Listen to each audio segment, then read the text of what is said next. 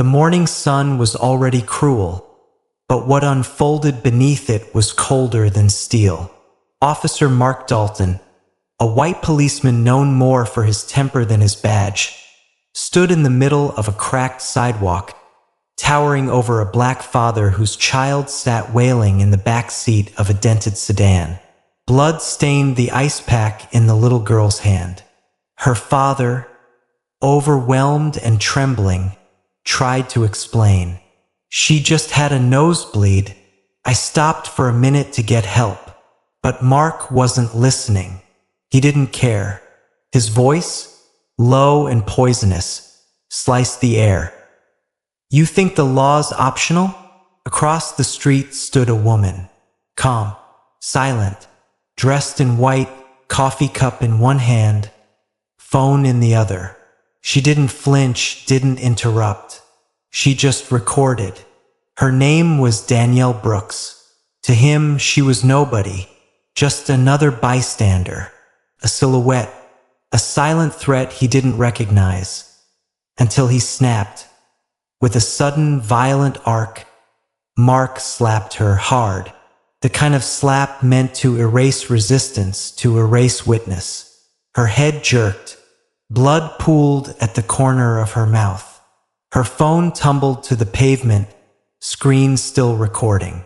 But Danielle didn't scream, didn't cry.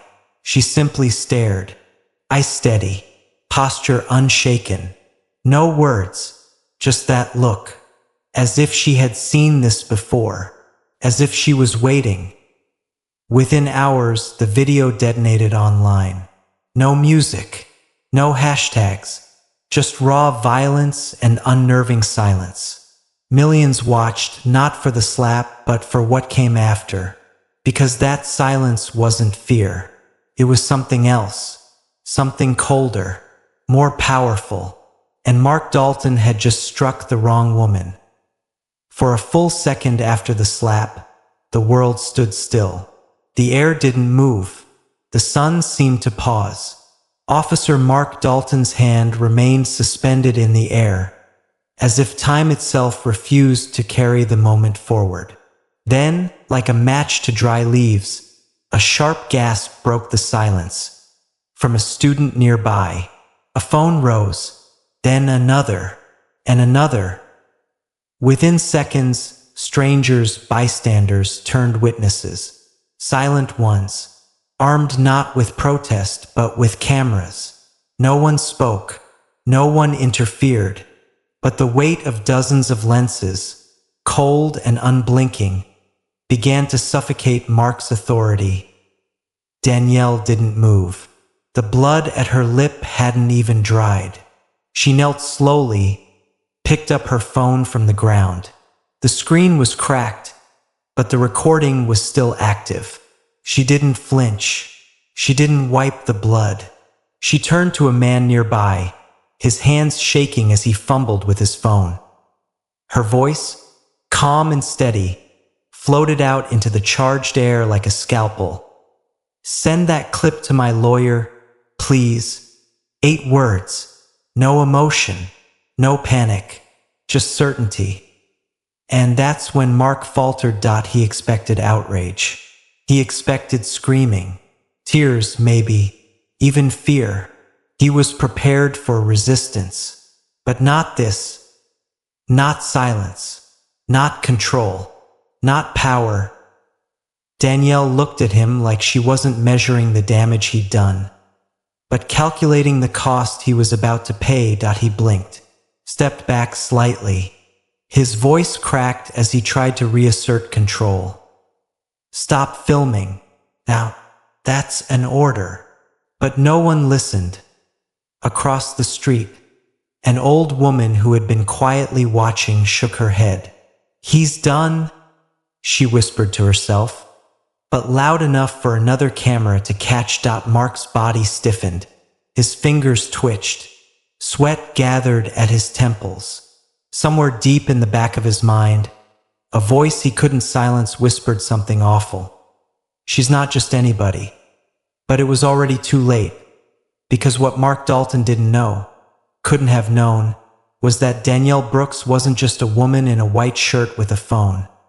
She was the Deputy Director of Internal Oversight, the very person who signs off on police misconduct reports, the one who reviews deleted body cam footage, the one who chairs the board that decides whether a badge is returned or revoked for good. And now, the man who slapped her was standing in the middle of a public street, surrounded by silent cameras, like prey caught in a snare of his own arrogance. Still, he tried. "You don't know who you're messing with," he growled. Danielle tilted her head ever so slightly, eyes fixed on his face, not amused, not angry, just watching him drown in real time. Then she spoke, just once more. "No, you don't."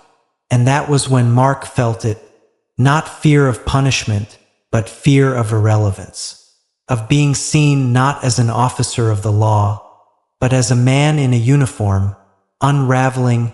The blood on Danielle's lip had now dried, but her silence still cut like glass. By the time the first news alerts went out, video surfaces of police officers striking unarmed black woman. The footage had already amassed over 1 million views, and with every play, every slow-motion replay, Mark's authority crumbled a little more. Not because of the slap, but because he had struck a woman who didn't fight back with fists. She fought back with silence, with clarity, and with the power of knowing exactly who she was. And now, so did everyone else. The man who once barked orders was now the subject of public scrutiny, and the woman he tried to silence, she hadn't even started speaking yet. The hallway of Internal Affairs was quiet, too quiet. The kind of quiet that didn't belong to an office but to a courtroom just before a verdict. When Danielle Brooks stepped through the glass doors, time seemed to hold its breath. Her white shirt was still stained, a sharp streak of dried blood along the collar, a crimson reminder that this wasn't just another day at the office. She didn't wipe it, didn't speak. She didn't need to. The silence around her did all the announcing. Desks froze mid-click. Conversations halted mid-word. One junior investigator, caught halfway through a sip of coffee, nearly dropped his cup, because they all recognized what had just walked in. Not a victim. Not even just their superior. She was the storm that had decided it no longer needed thunder to bring ruin. Danielle moved with calm precision, each step a silent blow to the comfort of those who had grown used to letting things slide. She walked past the boardroom, past the security desk, right into the case archive. No one stopped her. No one dared. She opened the cabinet herself. No assistant, no order given. Her fingers, still stiff from gripping the phone earlier, traced along a row of worn files until she found it. Dalton, Mark, 2018. She laid the folder on the table, spine up, like a corpse being prepared for autopsy. The cover was clinical, neat, too neat. Inside, incident location, unnamed. The victim, unavailable. The outcome, no evidence recovered. Case closed. Reason, suspect resisted, use of force deemed within protocol. IT was cold, mechanical, scrubbed so clean it looked fake. And maybe it was, because something in the tone of the report screamed of a lie too comfortable to be noticed. Danielle flipped to the last page and paused. There was no mention of a recording, no testimony from the victim, not even a signature from Internal Affairs verifying final review. She frowned, just slightly. Then she reached for the secondary cabinet, the drawer no one liked to open, the one labeled unverified sources, a graveyard of ignored warnings and inconvenient truths. Inside it, buried beneath a dozen irrelevant notes, was a single letter.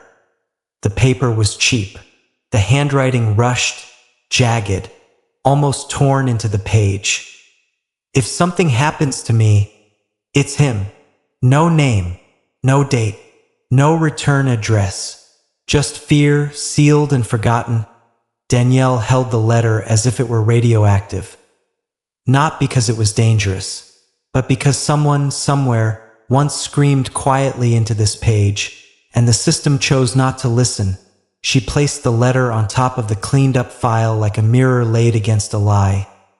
Then she said, softly but surgically, to no one in particular, "Rot doesn't start at the bottom. It spreads from silence." Her assistant stepped forward, hesitant. A woman in her 50s, battle-hardened by bureaucratic wars, but even she looked uneasy. "Ma'am, do you want the dash cam data pulled?" Danielle didn't even look up. "I want everything. Body cam, audio, dispatch logs, all of it. Today." Her tone wasn't loud, but it cut through the room like broken glass in a still lake. It wasn't a request. It wasn't even a command. It was a verdict in progress. Outside, the world was still laughing, sharing the video, retweeting outrage. But inside this room, laughter had no currency. Because this wasn't about a slap anymore. This was about what came before the slap, and the long trail of people who thought they could get away with it. Danielle didn't mention Mark Dalton's name again. She didn't have to. Because everyone in that office now understood, justice wasn't walking in with fury. It had arrived in silence, blood-stained and surgical. And it was just getting started. The door closed behind her with the weight of a gavel. Inside the Internal Affairs Operations Room, the air shifted, suddenly heavier, like oxygen now carried obligation. The fluorescent lights hummed above, but no one moved. No one dared look up. Because when Danielle Brooks laid the folder flat on the table, Dalton, Mark, 2018. The room collectively understood. This wasn't oversight. This was a reckoning. She stood at the head of the room, her white shirt still marked with the quiet violence of earlier that day. The blood stain on her collar had dried into a dark line, part wound, part warning. Her voice didn't rise. It didn't need to. Cut straight to the bone. Pull all data, dash cams, body cams, dispatch audio, every officer in a 5-block radius. Immediately, there was a pause.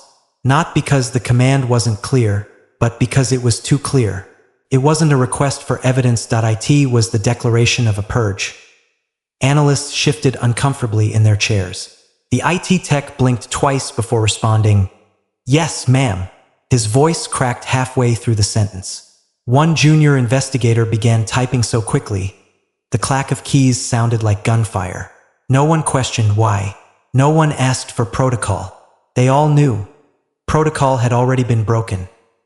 Danielle stepped away from the table, walking past the transparent wall where the personnel behavior monitor lit up in quiet pulses.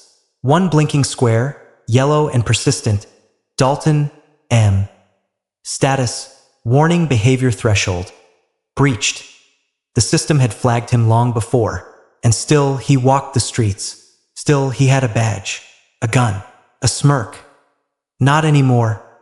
Danielle stared at that blinking light. Her reflection hovered beside it, two versions of authority fused into one. The professional face they thought they knew, and the executioner no one expected. Her assistant entered quietly with a hard drive already spinning in her palm. "Ma'am, external surveillance footage is coming in now." The corner shop across the street had a clear view of the incident. Danielle didn't smile. She didn't nod. She simply replied, "Secure it, encrypt it, make copies. 3. Label them red, gold, and black." The colors weren't arbitrary. Everyone in the room knew what they meant. Red, evidence in play. Gold, for legal backup. Black, for internal containment, if necessary. The walls of the office that once stood as the last line of accountability now felt like the front lines of a war. Not against criminals, not against the streets, but against the decay within their own ranks. And Danielle was no longer just overseeing it. She was dismantling it. She sat down, slowly, in front of the primary review station. Screens lit up before her, one by one, body cam clips, patrol logs, timestamps. Her fingers moved like a surgeon's. Calm, deliberate, precise. Every video that had once been marked insufficient quality was enhanced. Every deleted frame was retrieved from the cloud's underbelly, and each second that reappeared made it clearer. Mark Dalton had never been alone in his abuse, and one clip, a second officer stood silent as Mark shoved a teenager. In another, a superior shrugged as a complaint was ignored. Each omission, each shrugged-off file, each casually discarded red flag, now reassembled like a mosaic of systemic rot. The atmosphere in the room became solemn, almost sacred. A place that once processed complaints now felt like a courtroom mid-trial. No defense, just exposure. Danielle didn't speak for a long while. Only her hands moved, adjusting footage, linking timestamps, building a timeline of negligence. The further she dug, the darker it became. But she didn't blink, didn't pause, not once, until finally, she leaned back, eyes fixed on one still frame. Mark Dalton, badge visible, body turned toward a crying child, hand unholstered at a frame that could have been any day, any patrol, any officer. But today it wasn't. Today it was evidence. She turned to the team behind her. They didn't wait for instruction anymore. They were already assembling the case file, already cross-referencing reports, already treating every keystroke as if it might be reviewed by a federal judge. Because something had changed, they weren't protecting the department. They were protecting what the department was supposed to stand for. Outside, the city buzzed with headlines and hashtags. But inside internal affairs, justice wasn't trending. It was working. Quietly, sharply, and it had Danielle's name on the top of every document. Somewhere across town, in a dimly lit dining hall smelling of reheated meat and coffee gone cold, Mark Dalton laughed. The kind of laugh that filled silence with arrogance.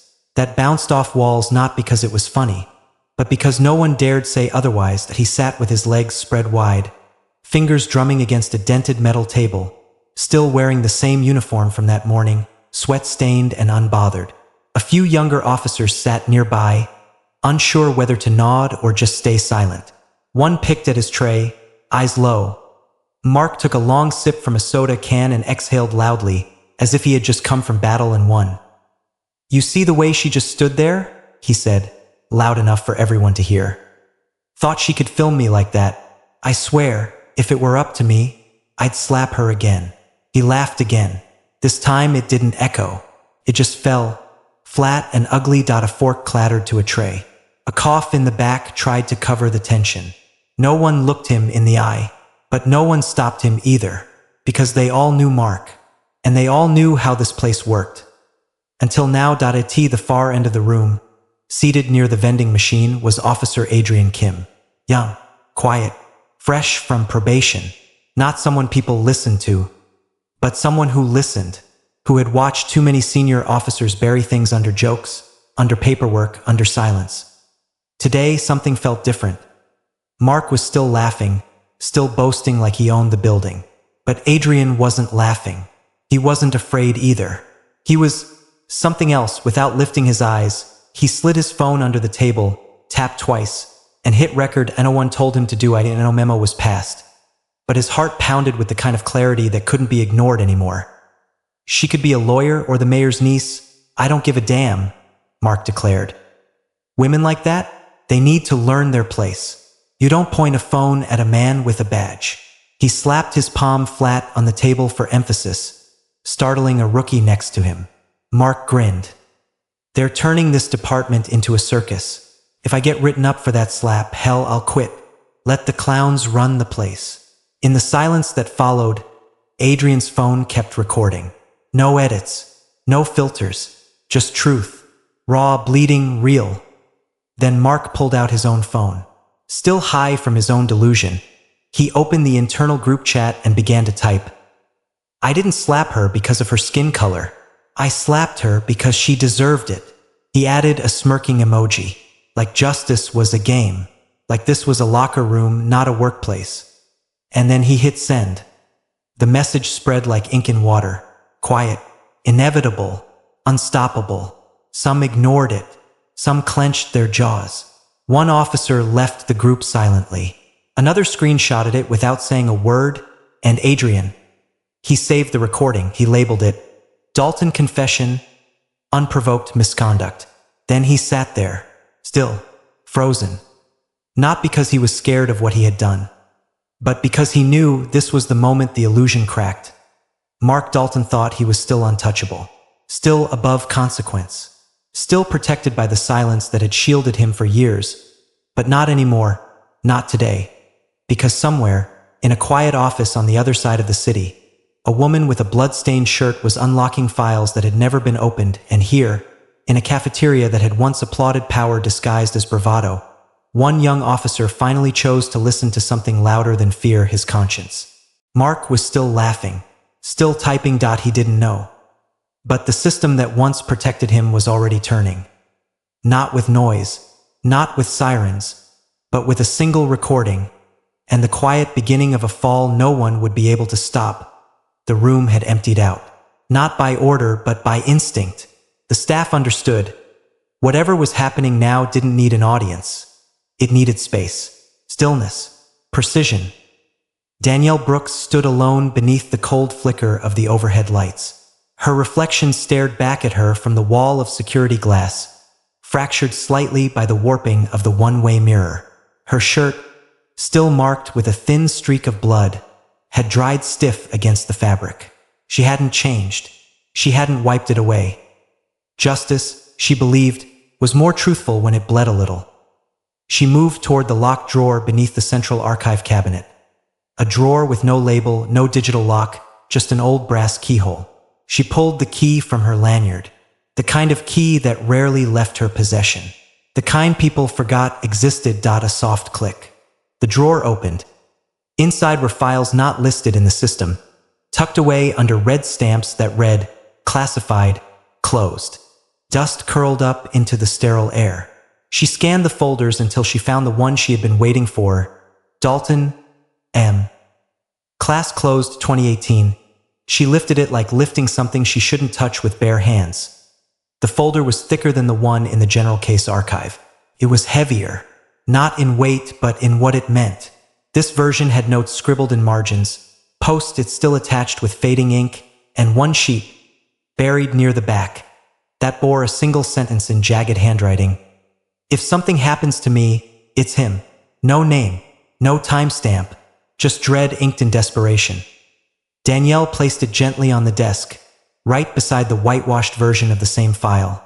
Sanitized, hollow, meaningless. Two versions of the truth. One told by the system, one buried by it. She sat down, opened her notebook, and drew a line across the page to the top. She wrote in clear, capital letters, Case reopened, evidence pathway, Dalton Mark. She turned to the last page of the original complaint, the one left blank by those before her, and began to write. Her pen moved slowly with weight, not anger. Rot does not come from the bottom. It is nourished by silence. Each word landed like a chisel against marble. This wasn't a note. This was a judgment passed on an entire chain of neglect, on everyone who looked the other way, who shrugged, who filed things away because that's how it's always been. She leaned back for a moment, staring at both files. The lie and the truth, the cowardice and the cry, the silence and the scream. Then she reached forward and began assembling the evidence. Frame by frame. Body cam footage, surveillance videos, audio logs, GPS timestamps, eyewitness reports long forgotten, now cross-referenced and aligned. Slowly, a pattern emerged, not just of a man's abuse, but of an entire system's tolerance. She highlighted every deleted clip, every redacted statement, every phrase like resisted arrest that concealed bruises. She was not hunting. She was excavating. Digging through the rot with gloves of discipline and a scalpel forged from resolve. Her assistant re-entered briefly, placing a steaming mug of coffee next to her. No words exchanged, just a glance, an understanding. Then the door closed again. Outside, the headlines raged. Social media boiled. #Justice for her was trending worldwide. But in this room, justice had no hashtags. It had folders, screens, timelines, a ticking clock, and a woman who had bled quietly in public, now dissecting an entire history of unchecked brutality. Danielle did not weep. She did not rage. She just kept working. Because she knew rage fades, but records remain. And by morning, the record of Officer Mark Dalton would no longer be a redacted ghost in a forgotten drawer. It would be a monument of exposure, page by page, proof by proof, signed by the very hand he had tried to silence. The slap was the spark. But what came after? That was the quake. It began quietly, just 30 seconds of footage. No music, no filter, just the raw silence of a woman turning her head after being struck. The red on her lip, the phone still recording, her steady, unblinking eyes. Then came the captions. The first one read, "She didn't slap back. She didn't have to." Then another, #slap she did not return. By midnight, it was everywhere. The image of Danielle Brooks, blood-stained collar glowing under harsh sunlight, standing tall and still, unmoved, became a symbol, not just of what happened that day, but of every moment that had gone unspoken. Artists painted her in murals, not screaming, not fighting, just watching, just standing like a monument to restraint. Street corners wore her silhouette. Cafes hung sketches of her above their register. In schools, students passed around her photo like sacred protest. She didn't post a single word, but the world heard her louder than ever. In New York, a group of young women stood silently outside the precinct, wearing white shirts stained with red paint, hands folded, heads high. In Johannesburg, a protest banner read, "We were taught silence was weakness, but she made it a sword." On TikTok, the video was slowed frame by frame. Users dissected her look, her posture, her control. Not a tear, not a tremble, just the cold fire of someone who had already survived the war and came back with evidence instead of revenge. It wasn't the violence that struck people. It was the restraint, the quiet decision not to explode, not to collapse, but to stand, as if saying, "I am not here to perform pain for your understanding. I am here to hold the system to its own mirror." That's what broke people. That's what made them cry. That's what made them remember. The hashtags kept growing. #justice wears white, #blood on the badge, #her silence was louder. People dug deeper. They found her name, her rank, her role. They found out she wasn't just a woman with a camera.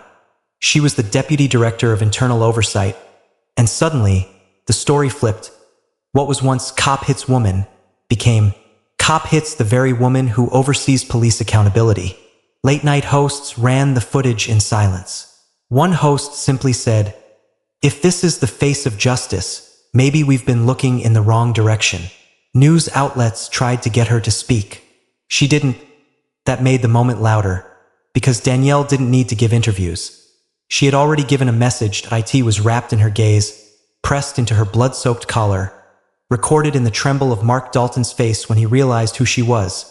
The silence shook louder than sirens, and for once, the world didn't ask a black woman to explain herself. They just followed her in churches. Her image was mentioned in sermons, not as a martyr, but as a mirror held to power.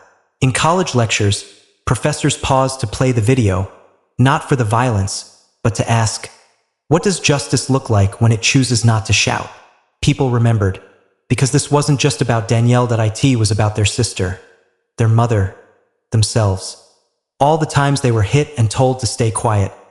All the times they did stay quiet and were called weak. But now, silence had a face, and it was undefeated. The slap echoed across timelines and continents. But it wasn't the sound that haunted people. It was the stillness after. The stillness that refused to fade. Danielle Brooks didn't walk away like someone who had been hurt. She walked like someone who had finished something.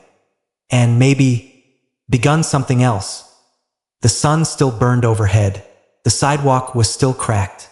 The onlookers still stood in silence, holding their phones, some trembling, some speechless. But no one dared follow her. No one called her name, because deep down, everyone watching understood. They hadn't witnessed a breakdown.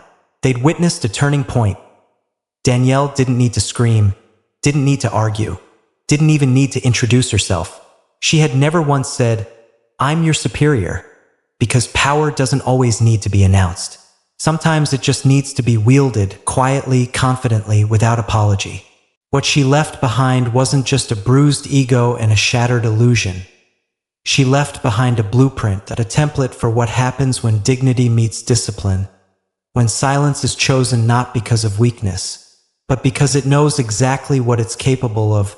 Mark Dalton had shouted, had threatened, had swung his hand with impunity.